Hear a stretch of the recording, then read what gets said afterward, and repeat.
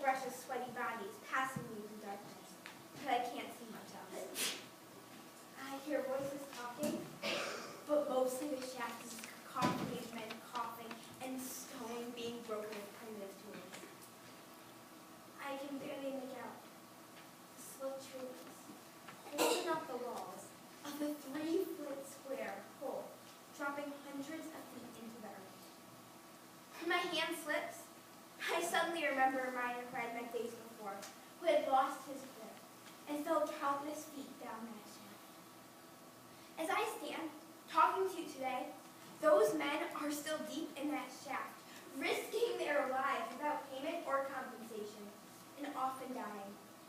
I got to climb out of that hole, and I got to go home, but likely they never will, because they're trapped in slavery. For the past 28 years, I've been documenting indigenous cultures in more than 70 countries on 6 continents. And in 2009, I had the great honor of being sole exhibitor at the Vancouver Peace Summit. Amongst all the astonishing people I met there, I met a supporter of Free the Slaves, an NGO dedicated to eradicating modern-day slavery. After we finished talking, I felt so horrible and honestly ashamed at my own lack of knowledge in this atrocity that I thought, if I don't know, how many other people don't know? Thus began my journey with modern-day slavery. Photos that bear witness to modern-day slavery by Lisa Christine. There are more than 27 million people enslaved in our world today. That's double the amount of people taken from Africa during the entire transatlantic slave trade. Many have been tricked by false promise of a good education, a better job, only to find that they're forced to work without pay under the threat of violence, and they cannot walk away. In India and Nepal, I was introduced to the brick kilns. This strange and awesome sight was like walking into ancient Egypt or Dante's Inferno, enveloped in temperatures of 130 degrees. Men, women, and children were mechanically stacking bricks on their head, up to 18 at a time, and carrying them from the scorching kilns to trucks hundreds of yards away. Deadened by monotony and exhaustion, they do this task over and over for 16 or 17 hours a day. There are no breaks for food, no breaks for water, and severe dehydration. So pervasive was the heat and dust that my camera became too hot even to touch and ceased working. Back in the kilns, I wanted to cry, but an abolitionist next to me quickly grabbed me and said, "Lisa, don't do that. Just don't do that here." Emotional displays are very dangerous in a place like this, not just for me, but for them. I couldn't offer them any direct help, nothing. I wasn't a citizen of that country. I could get them in a worse situation than they were already in. Sex trafficking is another thing we think of when we hear about slavery. In Kathmandu, I was escorted by women who had previously been sex slaves themselves. They ushered me down this narrow set of stairs. This wasn't a brothel, per se. It was more like restaurants. Cabin restaurants, as they're known in the trade, are ready for forced prostitution. Each has small, private rooms where the men and women, along with their children, are forced to entertain their clients. The workers here often endure tragic sexual injuries at the hands of their clients.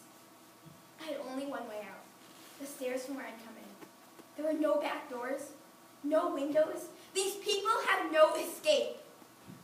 The textile industry is another thing we think of when we hear about slave labor. I visited villages in India where entire families were enslaved in the silk trade. Here's a family portrait.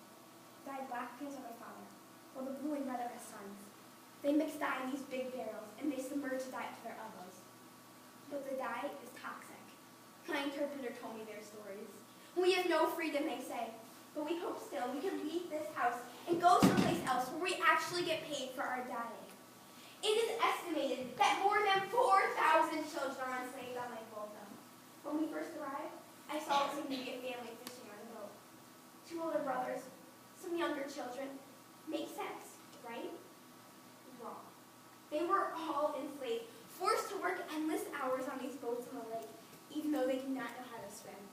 The skeletal tree limbs submerged on Lake Volta often catch the fishing nets, and weary, frightened children are thrown into unheavenly waters, many of them drown.